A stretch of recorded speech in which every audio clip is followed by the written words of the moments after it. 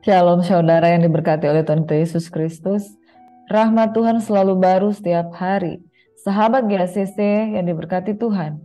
Salam anugerah, salam pengharapan, salam dalam kasih Tuhan. Semoga pagi hari ini kita semuanya boleh diberkati. Dan jangan lupa jikalau saudara terberkati dengan channel ini, silakan like, comment, share, ataupun subscribe. Dan kiranya channel ini bisa berkembang untuk membawa hormat dan kemuliaan bagi nama Tuhan, menjadi berkat bagi sesama kita. Saudara, kita akan merenungkan pasal di dalam kitab Kejadian, yaitu Kejadian 46 hingga Kejadian yang ke-50 pagi hari ini, saudara. Dan mari kita akan belajar bersama firman Tuhan. Sebelumnya kita berdoa. Bapa, terima kasih Tuhan, Engkau baik dalam hidup kami. Penyertaan-Mu sempurna sehingga setiap kami boleh bangun dengan tubuh yang sehat diberkati. Pagi-pagi benar sebelum matahari terbit Tuhan, kami mau mencari Tuhan. Pagi hari ini kami mau merenungkan firman Tuhan. Kiranya tuntunan-Mu membuat kami mengerti tentang kebenaran. Kami sambut firman-Mu dalam pertolongan Tuhan. Biarlah kami memiliki telinga dan hati seorang murid yang siap untuk diajar. Demi nama Yesus kami berdoa. Amin. Sekali lagi shalom saudara yang diberkati oleh Tuhan kita Yesus Kristus. Pembacaan 5 pasal per hari dari Kejadian 46 hingga Kejadian yang 50. Tidak terasa ya saudara. Ini hari yang diberkati oleh Tuhan kita Yesus Kristus. Janji firman Tuhan digenapi di dalam kehidupan Israel. Kita tahu bahwa Tuhan telah berjanji bagi bangsa Israel. Sejak hari penciptaan, Tuhan memiliki kerinduan untuk mendudukan manusia sebagai pemegang kekuasaan di atas muka bumi. Oleh karena kejatuhan Adam dan Hawa, manusia kehilangan berkat yang luar biasa untuk menjadi umat ciptaan Tuhan yang berkuasa. Saudara yang diberkati oleh Tuhan kita Yesus Kristus, sejak kejatuhan Adam dan Hawa, rencana Tuhan tidak lepas dari rencana penyelamatan manusia. Itu sebabnya Dia pakai Nuh untuk meneruskan garis keturunan, di mana ada janji Tuhan tentang Sang Juru Selamat akan lahir. Lalu Tuhan memilih satu bangsa yang kepada bangsa ini Dia akan melakukan rencana-rencananya yang luar biasa, yaitu Abraham. Anak perjanjian dari Abraham yaitu Ishak. Lalu Ishak melahirkan Esau dan Yakub. Dan Yakub menerima berkat janji Tuhan. Selanjutnya ada sebuah kisah di mana Yusuf itu harus dijual. Bukan harus, Yusuf itu dijual oleh karena saudara-saudaranya itu iri hati dengan dia. Tetapi kehidupan Yusuf ini dipakai Tuhan untuk menyelamatkan bangsa Israel dari kelaparan. Lewat penyertaan Tuhan di dalam kehidupan Yusuf, dia menjadi orang kedua Mesir. Dan ketika terjadi 7 tahun kelaparan, dan seluruh dunia itu terancam mengalami kematian oleh karena kelaparan. Tapi pemeliharaan Tuhan ada di Mesir oleh karena hikmat dari Yusuf manajemen. Karena dia sudah melihat di dalam visi bahwa akan terjadi kelaparan yang besar. Dalam peristiwa ini, pemeliharaan Tuhan terjadi bagi bangsa pilihan, yaitu Israel. Saudara, tidak diragukan lagi bahwa Tuhan memelihara kehidupan bangsa yang besar. Lewat peristiwa yang mungkin yang buruk yang dialami oleh Yusuf. Tapi Tuhan menjadikan Yusuf itu sebagai tangan untuk menyelamatkan satu bangsa yang besar. Tanpa Yusuf mengelola makanan yang ada di Mesir, gandum yang ada di Mesir, keluarganya itu pun juga akan mengalami kepunahan, kebinasaan karena mereka tidak bisa makan. Tapi Tuhan selalu punya cara. Kenapa? Karena sudah ditetapkan di keturunan Israel itu ada janji nubuatan tentang penyelamatan. janji nubuatan tentang juru selamat. Dan setelah ratusan ribuan tahun itu baru bisa tergenapi, orang bisa melihat, wow, ternyata penyertaan pemeliharaan Tuhan sempurna, misteri kehidupan, sehingga Yusuf yang di dalam kehidupannya itu harusnya dia kecewa, sakit hati, kepahitan, tapi justru Tuhan pakai untuk menyelamatkan satu bangsa yang besar. Garis besar Kejadian pasal 46 sampai pasal yang ke-50, yaitu pada pasal 46 hingga pasal yang ke-47, ayah dan saudara-saudara Yusuf memutuskan pindah ke Mesir oleh karena Yusuf mengundang mereka untuk ke Mesir. Sehingga Yusuf akhirnya bertemu dengan Yakub, mereka berkasih-kasihan, mereka berpelukan, mereka melepas rindu. Dan Yakub berkata, mulai dari sekarang aku bisa mati karena aku telah melihat anak kesayanganku. Tapi yang terjadi adalah dia sempat menikmati bagaimana Tuhan pelihara dia di tanah Goshen. Di tanah Goshen mereka diizinkan untuk tinggal bersama dengan hewan ternak yang merupakan kekejian bagi bangsa Mesir. Tetapi di Goshen mereka diberikan satu tempat. Saudara, di balik setiap peristiwa kesakitan yang kita alami, selalu ada pemeliharaan Tuhan di suatu tempat yang menunjukkan bahwa Tuhan tidak pernah meninggalkan kita. Dan firman Tuhan berkata, engkau akan mati di tangan anakmu Yusuf. Engkau akan meninggal dan Yusuflah yang akan menutup matamu pada waktu engkau meninggal. Dan benar yang terjadi, Yusuf bisa meninggal dengan tenang. Pada waktu dia bersama-sama dengan Yusuf, kemudian dia meninggal. Dan Yusuf melepaskan kepergian bapaknya ini. Dan selama berhari-hari mereka menangisi kepergian dari Yakub. Hari-hari dan nubuat-nubuat terakhir Yakub dan kematiannya. Pada saat Yakub mengakhiri hidupnya, sebelumnya dia memberikan nubuatan tentang 12 orang anaknya. Dan mereka memperoleh berkat-berkat, mereka memperoleh janji-janji nubuatan dalam diri mereka. Dan selanjutnya di dalam kitab Kejadian pasal yang ke-50, ringkasan tentang kisah Yusuf. Bagaimana dia sesungguhnya menyimpulkan bahwa apapun yang terjadi di dalam dirinya sebenarnya rencana Tuhan untuk memelihara suatu kehidupan bangsa yang besar, yaitu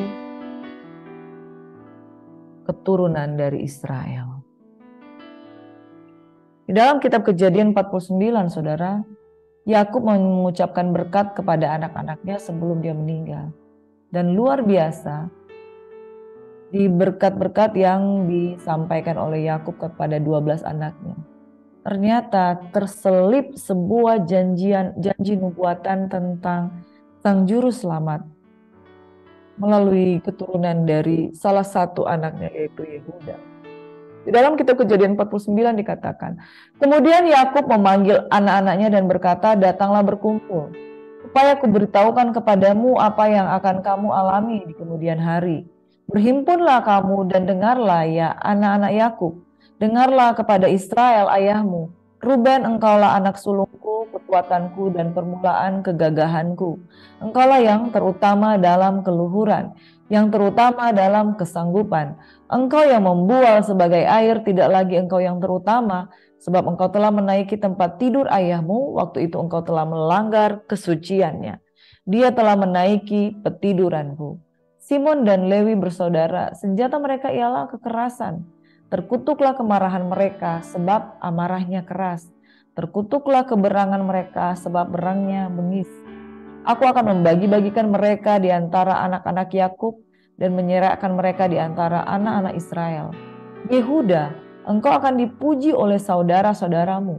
Tanganmu akan menekan tengkuk musuhmu. Kepadamu akan sujud anak-anak ayahmu. Yehuda adalah seperti anak singa. Setelah menerkam, engkau naik ke suatu tempat yang tinggi, hai anakku. Ia meniarap dan berbaring seperti singa jantan atau seperti singa betina. Siapakah yang berani membangunkannya? Tongkat kerajaan tidak akan beranjak dari Yehuda, ataupun lambang pemerintahan dari antara kakinya. sampai dia datang yang berhak atasnya. Maka kepadanya akan takluk bangsa-bangsa. Ia akan menambatkan keledainya pada pohon anggur dan anak keledainya pada pohon anggur pilihan. Ia akan mencuci pakaiannya dengan anggur dan bajunya dengan darah buah anggur. Matanya akan merah karena anggur dan giginya akan putih karena susu. Dan seterusnya berkat-berkat Tuhan dibacakan hingga Yusuf juga diberkati. Yusuf diberkati double porsi. Kenapa? Ketika dia memberkati Yusuf, dia memberkati dua anaknya. Sehingga Yusuf diberkati double porsi, yaitu Efraim dan Manasye. Dan juga terakhir sampai berkat-berkat itu di dalam diri Benyamin. Saudara boleh baca di dalam kitab Kejadian 49. Saya hanya membacakan dari Kejadian 49 ayat 1 hingga ayat yang ke-12, di mana disinilah nubuatan tentang Sang Juru Selamat itu lahir dari perkataan Yakub untuk suku Yehuda. Tongkat kerajaan tidak akan beranjak dari Yehuda ataupun lambang pemerintahan dari antara kakinya sampai dia datang yang berhak atasnya. Amin. Yaitu Yesus Kristus Tuhan. Dan ini terjadi, saudara, akhirnya terjadi pada waktu di mana Yesus lahir dan waktu pemerintahan Raja Daud. Tongkat kerajaan itu tidak beranjak dari suku Yehuda. Tuhan memelihara suku Yehuda hingga pada akhirnya ketika bangsa Israel terserak-serak oleh karena pembuangan di Babel, suku Yehuda tetap terpelihara dan garis keturunan dari Juru Selamat tetap terpelihara hingga lahirnya Yesus Kristus. Oleh karena apa? Semua karena janji, semua karena rancangan, semua karena pemeliharaan, semua karena tujuan dan maksud Tuhan. Kalau Tuhan katakan dia pelihara, maka bangsa Israel dia pelihara hingga pada saat waktunya dari suku Yehuda lahir Sang Juru Selamat. Jadi oleh karena Yusuf, keturunan Israel tidak terputus oleh karena kematian. Kalau Yusuf tidak ada di Mesir untuk mengelola gandum sebanyak itu, maka bangsa Israel tentu sudah punah. Tetapi karena Tuhan pakai Yusuf, maka bangsa Israel tetap terpelihara. Dan lahirlah janji nubuatan tentang Sang Juru Selamat. Berkat Yakub kepada anak-anaknya, sehingga Yakub bisa menyampaikan ucapan berkat tentang lahirnya Sang Juru Selamat melalui tongkat Yehuda, tongkat kerajaan yang tidak akan beranjak dari Yehuda, ataupun lambang pemerintahan di antara kakinya. Jadi lambang pemerintahan itu terus turun dari garis keturunan Yehuda sampai datang dia yang berhak atasnya. Maka kepadanya akan takluk bangsa-bangsa. Yesus menang atas maut. Nah saudara, ia mencuci pakaiannya dengan anggur dan bajunya dengan darah buah anggur. Artinya apa? Oleh karena darah Yesus terjadi penyucian akan segala dosa-dosa. Ini sebuah the greatest plan. Bagaimana Tuhan memelihara satu bangsa yang besar. Tuhan pelihara garis keturunan. Ketika Yakub pada akhirnya meninggal dunia, bersama dengan didampingi anak kesayangannya Yusuf, dia meninggal dunia dengan tenang. Mereka berduka cita selama berhari-hari. Kejadian 50 ayat 15 hingga 21 dikatakan, ketika saudara Yusuf melihat bahwa ayah mereka telah mati, berkatalah mereka, boleh jadi Yusuf akan mendendam kita dan membalas sepenuhnya pada kita segala kejahatan kita. Sebab itu mereka menyuruh menyampaikan pesan ini pada Yusuf. Sebelum ayahmu mati, ia telah berpesan, begini, haruslah kamu katakan kepada Yusuf, ampunilah kiranya kesalahan saudara-saudaramu dan dosa mereka, sebab mereka telah berbuat jahat padamu. Maka sekarang ampunilah kiranya kesalahan yang dibuat hamba-hamba Allah ayahmu. Lalu menangislah Yusuf ketika orang berkata demikian kepadanya. Juga saudara-saudaranya datang sendiri dan sujud di depannya serta berkata, kami datang untuk menjadi budakmu. Saudara, saking takutnya mereka berpikir kalau Yakub sudah meninggal, habislah mereka.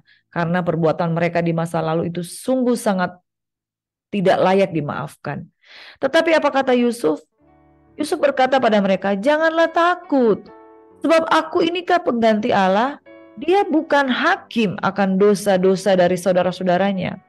Ayat 20 merupakan puncak kemenangan dari Yusuf, dan di sini merupakan intisari dari kisah dari Yusuf. Memang kamu telah mereka-rekakan yang jahat terhadap aku, tetapi Allah telah mereka-rekakannya untuk kebaikan, dengan maksud melakukan seperti yang terjadi sekarang ini, yakni memelihara hidup suatu bangsa yang besar. Jadi janganlah takut, aku akan menanggung makanmu dan makan anak-anakmu juga. Demikianlah ia menghiburkan mereka dan menenangkan hati mereka dengan perkataannya. Saudara yang diberkati oleh Tuhan kita Yesus Kristus, manusia mereka-rekakan yang jahat, tetapi Allah telah mereka-rekakannya untuk kebaikan dengan maksud melakukan seperti yang terjadi sekarang ini, yakni memelihara hidup suatu bangsa yang besar. Saudara, Yusuf memiliki pandangan yang positif tentang kehidupan. Dia tidak melihat kepada masa lalu, tapi dia melihat tentang rancangan Tuhan balik peristiwa yang dia alami. Orang yang berorientasi pada diri sendiri tidak akan dapat memahami rencana Tuhan yang besar. Tetapi Yusuf, dia berorientasi kepada kehendak Tuhan, sehingga rancangan Tuhan yang besar itu dia betul-betul bisa memahaminya. Dia tidak menghabiskan waktunya untuk membenci saudara-saudaranya, dia tidak menghabiskan waktu untuk membalas dendam. Tapi karena dia mengerti rencana Tuhan, dia tahu ini semua ada maksud Tuhan. Dan berapa banyak orang yang bisa memahami rencana Tuhan yang besar di dalam kehidupannya. Karena seringkali ada banyak orang terfokus kepada masalah dan diri sendiri, dia lebih memilih untuk membenci orang yang menyakiti dia dibanding melihat pekerjaan yang Tuhan kerjakan dalam dirinya, itu pekerjaan Tuhan yang besar. Perenungan saudara. Apakah sebelumnya Yusuf mengerti bahwa dia akan dipakai Tuhan untuk memelihara hidup suatu bangsa yang besar? Jawabannya tidak, saudara. Dia tidak paham. Yang dia pahami tentang mimpinya ketika berkas-berkas gandum itu tunduk kepada dia, ketika benda-benda penerang di langit yaitu bulan dan bintang atau matahari itu sujud menyembah dia, itu dia nggak ngerti kalau mau dia dipakai Tuhan. Semua kita pada dasarnya tidak mengerti apakah kita akan dipakai Tuhan atau tidak. Apakah Yusuf mengetahui tentang Yesus yang akan lahir dari keturunan kaum Yehuda? Kalau dia tahu bahwa Yesus akan lahir dari keturunan Yehuda, dia pasti begitu exciting. Oh, Juru Selamat itu akan lahir di tengah-tengah kita. Dia nggak tahu, saudara. Tapi sekalipun dia tidak tahu, sekalipun dia tidak memahami tentang maksud Tuhan di dalam dirinya, yang dia lakukan itu adalah hanya setia, dan setia. Seringkali kita tidak tahu hasil akhir dalam kehidupan kita, bahwa ternyata Tuhan memiliki rencana yang sangat besar. Tapi satu hal yang dilakukan oleh Yusuf adalah dia taat, dia jaga hati, dia positive thinking. Bagaimana caranya dia bisa memahami seluruh kehendak Tuhan dalam hidupnya? Caranya adalah dia bangun hubungan dengan Tuhan. Dikatakan bahwa dia selalu berhasil oleh karena penyertaan Tuhan. Oleh karena penyertaan Tuhan, membuat dia memahami bahwa hidupnya itu berharga. Oleh karena dia memahami kehendak Tuhan, dia bisa dipakai oleh Tuhan untuk melahirkan rencana-rencana yang besar. Saudara, sudahkah kita mengenal kehendak Tuhan melalui pergumulan hidup yang kita alami? Yusuf mengalami pergumulan hidup yang tidak sedikit. Mengalami pergumulan hidup bagaimana dia dari sumur, penjara, dilupakan, diabaikan. Tapi dia bisa untuk mengenal kehendak Tuhan dan berjalan di dalam rencana Tuhan. Demikian pula kita, saudara, yang kita perlu renungkan. Seringkali kita tidak memahami rencana Tuhan yang besar dalam kehidupan kita. Yusuf juga tidak memahami. Yusuf juga tidak tahu bahwa Yesus akan lahir dari keturunan kaum Yehuda yang dia pelihara oleh karena gandum yang dia kelola di Mesir. Tapi dia bisa memahami kehendak Tuhan dalam hidupnya lewat apa? Setia dan berjalan dengan Tuhan tiap-tiap hari. Kita pun bisa mengenal kehendak Tuhan dengan cara apa? Setia. Tiap hari makan firman 5 pasal per hari. Untuk apa, saudara? Supaya kita dapat mengenal kehendak Tuhan. Siapa tahu kita dipakai untuk menjadi satu bangsa yang memelihara satu bangsa yang besar. Saudara yang diberkati oleh Tuhan kita Yesus Kristus, mari saudara, jangan sia-siakan hidupmu dengan menghabiskan waktumu untuk merenungi masalahmu. Jangan habiskan waktumu untuk merenungi orang-orang yang menyakiti hati, tapi habiskan waktumu untuk mengenal Tuhan. Belajar dari kehidupan Yusuf. Orang yang sanggup melihat rencana Tuhan yang besar adalah orang-orang yang seperti apa, saudara? Yaitu seperti Yusuf, orang yang berjalan dalam rencana dan kehendak Tuhan, bukan kehendak kita. Orang-orang yang fokus untuk sebuah rancangan Tuhan. Kalau mau ikut maunya sendiri, saudara, Yusuf bisa pahit, tapi dia nggak mikir itu, saudara. Yang kedua, orang yang bisa melihat rencana Tuhan adalah orang yang mencintai dan mempercayai Tuhan kita. Mempercayai Tuhan melebihi dari masalah-masalah kita. Orang-orang yang tidak bangun tugu dari masalah-masalah. Yang ketiga adalah orang yang berpegang pada visi dan masa depan, bukan pada masa lalu. Yang keempat, orang-orang yang memiliki kasih dan pengampunan yang besar bagi sesama.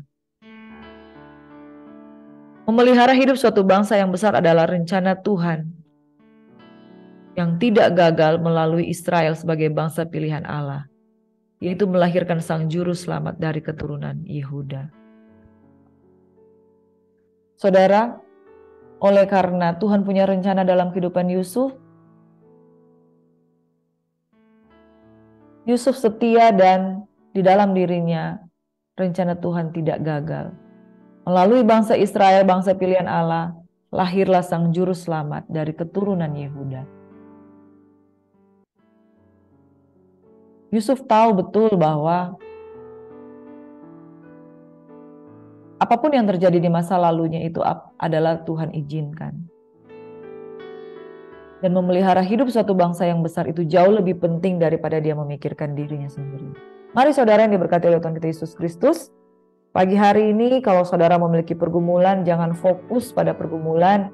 Kau mulai meninggalkan persekutuan dengan Tuhan, mulai meninggalkan persekutuan ibadah, dan mulai menyalahkan keadaan, mulai menyalahkan suami, mulai menyalahkan masalah-masalahmu, tapi melihat satu gambaran yang lebih besar.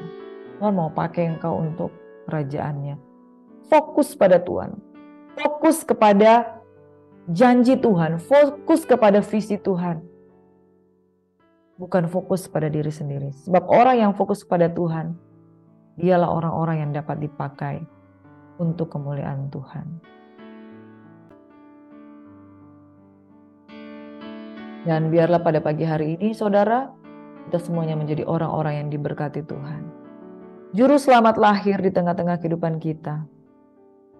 Karena Tuhan memelihara kehidupan dari bangsa pilihannya. Sehingga lahirlah sang juru selamat.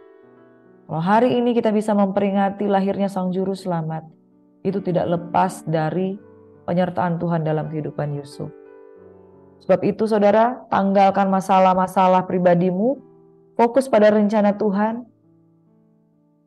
sebab engkau adalah orang-orang yang dipakai Tuhan untuk menjadi berkat bagi sesama, bagi bangsa-bangsa. Dan mari saudara kita satu di dalam doa. Bapa, kami bersyukur buat rencana Tuhan yang dahsyat. Melalui Yusuf kami belajar Tuhan. Ada rancangan yang indah dan luar biasa bagi setiap orang yang mau fokus, setia dan tinggal dalam penyertaan Tuhan. Bapa, kami berdoa Bapa di surga agar kami menjadi orang-orang yang setia dan taat sampai mati. Sekalipun ada pergumulan, tapi kami tidak larut di dalam pergumulan. Kami dapat memahami ada rencana Tuhan yang besar dalam hidup kami.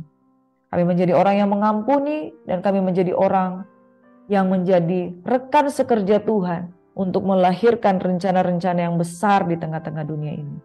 Seperti Yusuf berkata, manusia mereka-rekakan dengan maksud untuk mendatangkan kejahatan, tetapi Tuhan mereka-rekakan dengan maksud untuk mendatangkan kebaikan, yaitu memelihara hidup suatu bangsa yang besar.